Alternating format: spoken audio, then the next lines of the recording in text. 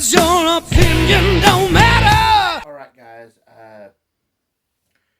I'm here to do, as I promised in the live stream I did around a week and a half ago, my top 10 favorite or best, whatever you want to say, wrestling documentaries.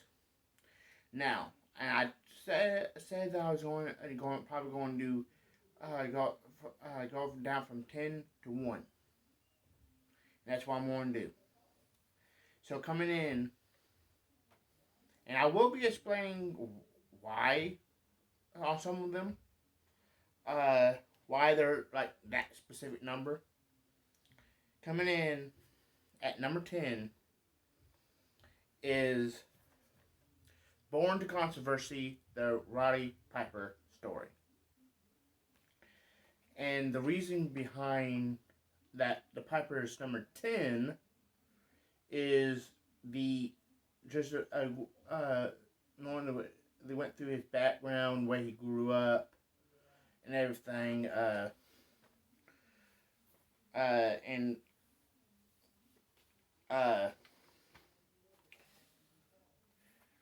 had to come up with a insert, and along with going through the territories, talked about the dog collar match, going to the WWF, Piper's Pit, friendships with Bob Orton, Mr. T, and then championships, specifically the Intercontinental Championship, and then going to WCW, and then Hall of Fame. It's just a very well documentary overall. Again, number 10, Born to Controversy, the Roddy Piper story. And because the next one, because it's better than the rest of the documentaries that came out on the DVD, I had to choose this one. It's a very well written documentary and produced documentary.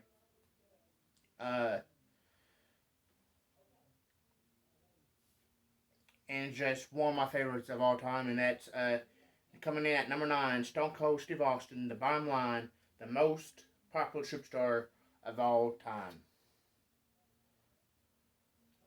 And the next two might shock you a little bit, knowing that these next two are my top 2 favorite wrestlers of all time.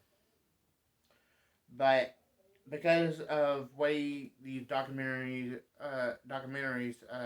the docs was produced, I had to put them at a little bit lower on my top list, or top 10 list. And then coming in at number 8 is You Think You Know Me, The Story of Edge. Just the way it was produced, I had to make it lower on the top 10. It's still one of my favorite documentaries, but not the, I can't put it within top 5. It was showing the radio, him being interviewed for a radio interview, and that's and it's kept on going back to that. If I wanted to see that, I would prefer to just go to YouTube and see the full thing instead of clips of it here and there. Because of course it was covering growing up, how he got in the wrestling business, him being a fan of Hulk Hogan, of course, when he growing up, but that's part of growing up. The rivalry with Matt Hardy, which I 100% what he did say in this documentary that us fans does not know the whole story. But I would like to say on record that even though I don't know the whole story, I will say that personally it could have been handled better. But professionally, it couldn't done couldn't worked out any better for not only Edge but Matt Hardy as well, because it helped Matt's career singly. And of course, it also covered some of the feuds after that, like with the Undertaker, and of course, it goes all the way up to his retirement. But that's it. Number 9, You Think You Know Me, the story of Edge. And coming in at number 7, and again, it's going to shock you, Owen, Heart of Gold. It's mainly because it's the way it was produced. Like, having, going back and forth between the documentary and then what they call Owen Tales. The Owen Tales could have been part of the second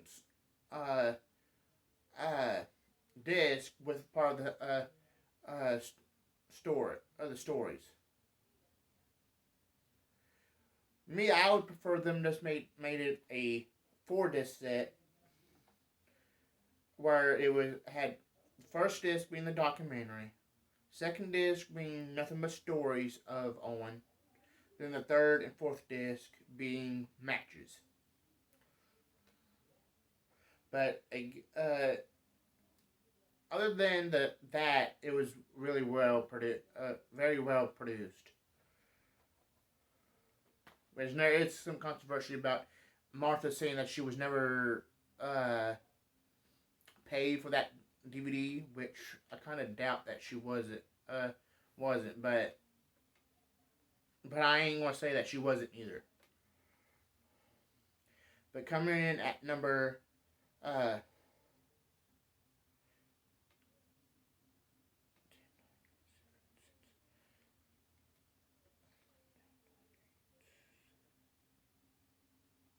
number 6, and I had to count, make sure I was getting them right, is Bret Hitman Hart, The Best There Is, The Best There Was, The Best There Ever Will Be. Which I kind of disagree with that, him being called that, because I believe his brother Owen is, but that's my opinion.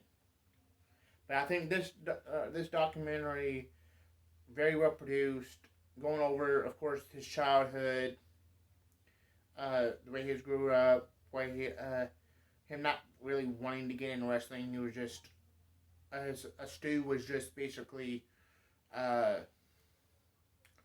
wanting him to get into wrestling. It just kind of just looked at.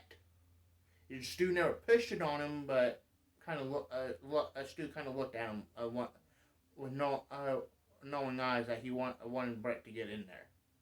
Same thing with the Owen DVD or Owen doc. And of course, a few who trained them, Stu, and then a couple of Japanese stars. I can't, on top of my head, I can't remember the Japanese wrestlers. But again, number 6.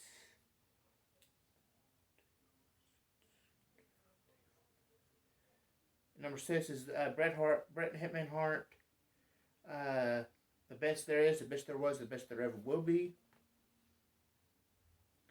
And same thing with this next one. The documentary is very well produced, going over the way he grew up, about how he wanted to get in weightlifting, him missing classes at school, how he got into wrestling, his career through Japan, or how he going to Stampede Wrestling, going from there to Japan, and going from Japan to ECW, and then from ECW to WCW, and then leaving there and going to the WWF.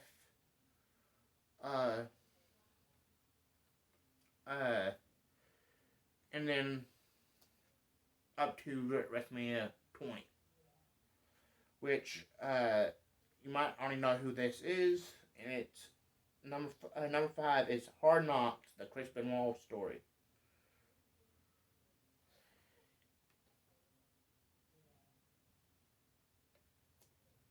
And the next one is it's not a specific wrestler, but it's about a certain territory.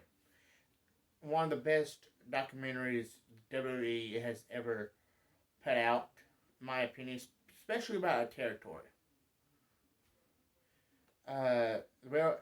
Very well produced, and that's the number 4. It's the triumph and tragedy of World Class Championship Wrestling, and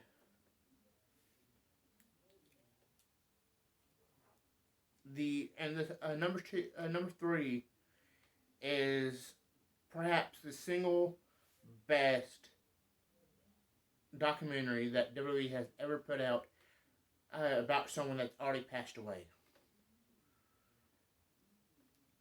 And that's the Brian Pillman Loose Cannon. Now, before I show you number 2 and 1, you might be wondering, why am I showing you all in one case? Well, I don't have it separately. And basically, I don't even think you can find these two separately. Number 2 is Hitman Wrestling with Shadows. Now, of course, this copy is signed, and then it's Hitman Wrestling with Shadows is covering from where he was raised and all that. Basically, the same thing was what I said about Bret Hitman Hart, the best there is, the best there was, and the best there ever will be. But it's but it was more covering when he returned in '96, all the way up to the Montreal Screwjob, and what his thoughts was afterwards.